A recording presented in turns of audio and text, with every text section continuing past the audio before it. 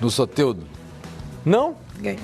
E chegou e a sensação... Para mim foi a revelação do Campeonato Brasileiro, mais do que o Michael. Eu também acho. Eu também já disse aqui. Para mim foi ele, a revelação foi ele, não mas o Michael. aí tem uma diferença que é quando um treinador conhece o jogador, né, e faz aquele pedido, né?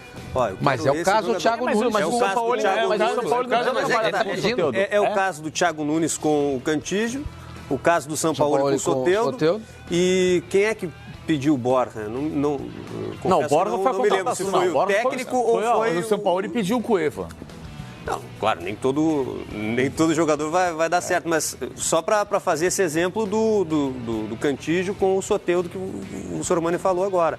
Então, eu acho que quando o treinador, nem sempre vai dar certo, mas quando o treinador vê potencial naquele atleta, mesmo que o Thiago Nunes não tenha trabalhado com ele, né?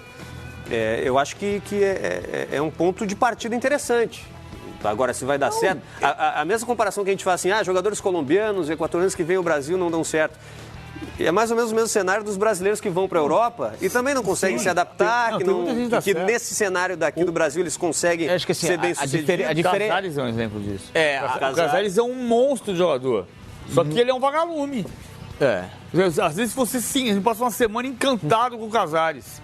Aí ele apaga 2 meses. O Casares é um absurdo. Mas a questão é que assim... Eu gostei do termo. Jogador vagalume. Eu na sexta-feira dizia a respeito que às vezes nós temos nós aqui no futebol brasileiro, e até colocamos também a própria imprensa, me coloco nessa também, de rapidamente se encantar por um jogador que tem um bom período. Né, que é um Casares, que foi um Sornosa, que foi o Orejuela, não lateral do Cruzeiro, o volante que veio junto com um Sornosa pro Fluminense, Independente Del Valle, aquele time que foi mágico, muito legal, que chegou inclusive à final da Libertadores, perdeu para o Atlético Nacional do Borja. A gente cria sempre esse, mas que cara, como é que a gente não descobriu esse cara antes, etc e tal, e na verdade acaba supervalorizando a situação. Como foi o que disse esse ano o Mano Menezes em relação ao Borja. Que ele foi um cara que foi super valorizado em relação àquela final da Libertadores e não se enxergou o macro da carreira dele e a sequência se realmente era um jogador que valia esse investimento pesado que fez o Palmeiras. Que é diferente, por exemplo, do Cano. Que muita gente está achando que o Vasco está fazendo uma aposta, que não sei o que, etc e tal. E na verdade, para mim, pode ser que chegue e não dê certo. Mas é um jogador que, se estivesse à disposição e eu fosse um diretor de futebol, eu faria uma proposta. Porque um cara que é 6 vezes artilheiro no futebol colombiano. 4 nas últimas edições, ou seja, nos últimos 4 campeonatos colombianos ele foi o artilheiro. Mais a Copa Colômbia desse ano que ele foi o artilheiro e campeão. Mais 2 torneios lá atrás. Vem com uma bagagem dessa e fala, peraí, o cara desse alguma coisa tem a apresentar, tem ótimos números. Então você traz. O Cantígio, se é lento, se não é, se tem destaque, se não tem destaque, desde 2017 ele é titular de uma equipe que também tem tido sucesso no futebol colombiano. Inclusive 2 vezes campeão, participa de Libertadores, foi vice-campeão da Copa Sul-Americana, tem uma eficiência de números muito interessante. Então você faz o investimento em 2, 3 temporadas.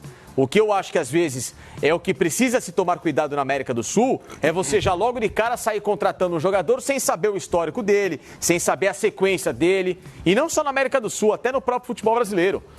O Michael, que fez um campeonato brilhante e merece ser valorizado como o Goiás, quer que ele seja valorizado dessa forma, mas por outro lado a gente tem que enxergar se no ano que vem, se na próxima temporada, 2, 3 em alto nível jogando primeira divisão, ele vai manter essa regularidade para você chegar e se acercar de que vale um investimento de alto padrão, senão você acaba correndo o risco, como na maioria das vezes, de você pagar muito caro num jogador e ele não render. Bom, gente, saindo um pouco do Cantígio, esse Corinthians que se desenha para 2020, ele pode surpreender a ponto de brigar por títulos, de brigar com Palmeiras, com Flamengo, com os times, com o Grêmio. O que vocês pensam? Essa palavra é curiosa, né? Assim, surpreender. O Corinthians de 2017 que foi surpreendente porque a gente tratou como quarta-força e ele foi campeão paulista e brasileiro. Uhum.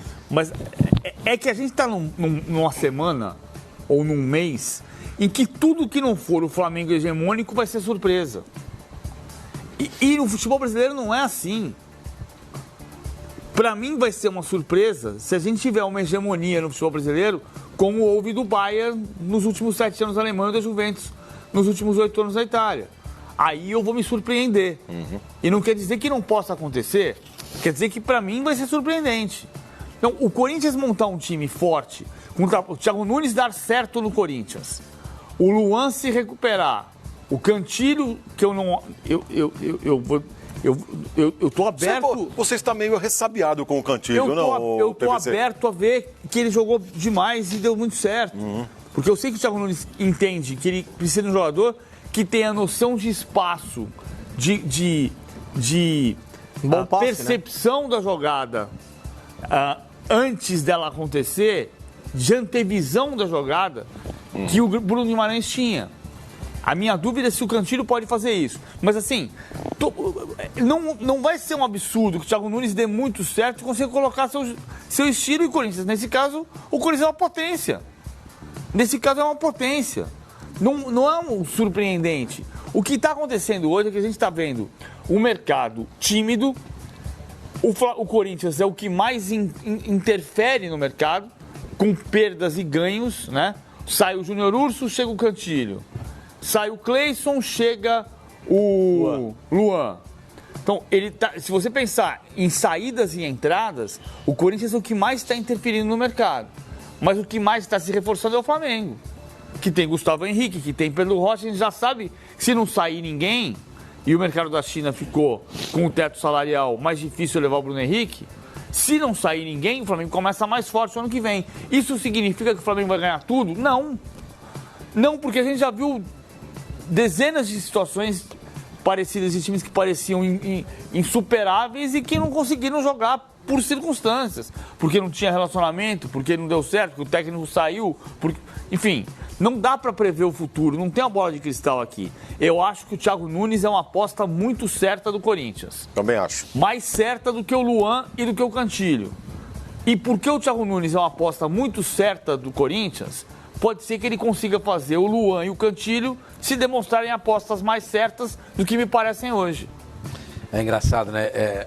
O PVC coloca ali que a contratação do Thiago Nunes é mais importante do que as que foram feitas ali dentro do campo.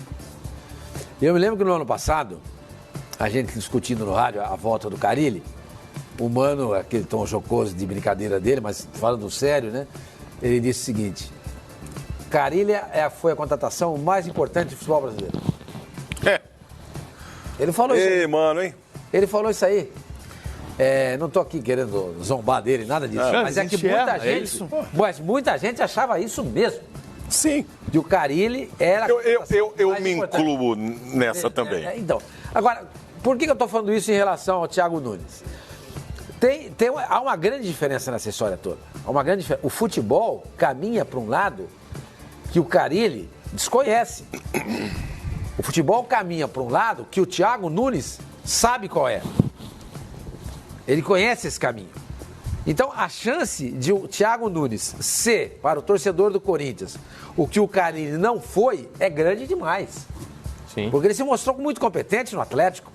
Ganhou 2 campeonatos importantíssimos. Uma Sul-Americana e uma Copa do Brasil. E outra coisa, viu, Sormani? Quando o Fernando Diniz ainda era técnico do Atlético Paranaense, ele trabalhando com a garotada, com o Sub-23, foi campeão paranaense. Sim, foi campeão com o Sub-23. Depois ele ganha a Copa Sul-Americana, ganha agora a Copa do Brasil. Eu não sei se ele foi o técnico do Paranaense desse ano. Não, foi do ano passado. Foi do ano passado. Do ano passado só. Então ele tem um Paranaense, uma Copa do Brasil e uma Sul-Americana. Então, E uma Copa, a Copa que é considerado um título internacional, aquela antiga Copa Suruga, agora com outra nomenclatura, que é o campeão da Copa do Japão contra o campeão da Copa Sul-Americana. É um título internacional também. Título internacional conquistado, foi o segundo título internacional conquistado pelo Atlético Paranaense na sua história, se eu não estou enganado, e o segundo nesse ano Não, foi nesse ano que ele ganhou a Sul-América, foi ano passado, enfim, um em cada ano. Então, mas o Thiago Nunes, que eu estava falando, ele caminha para um lado que o futebol está caminhando. Ele não tá remando contra a maré. Ele não está dando braçadas à toa, porque, vencer a maré é impossível. Sabe o que acontece, Romano? O Carille estava desse jeito. Eu vou entrar também num outro aspecto. A gente transmite aqui o campeonato alemão e a gente vive comentando, inclusive quando a gente está nas mesmas transmissões. Olha que intensidade de jogo. Com raríssimas exceções na Bundesliga, os jogos são muito intensos. Na Premier League, Também. da mesma forma. Por que aqui no Brasil a gente tem que jogar diferente? Não, tem circunstâncias de vários tipos, né? Sim, PVC. Até o clima pode ser um fator. Pode. De fato, estamos entendendo que o Flamengo tem uma demonstração de que é possível jogar num ritmo muito mais intenso do que se joga no Brasil.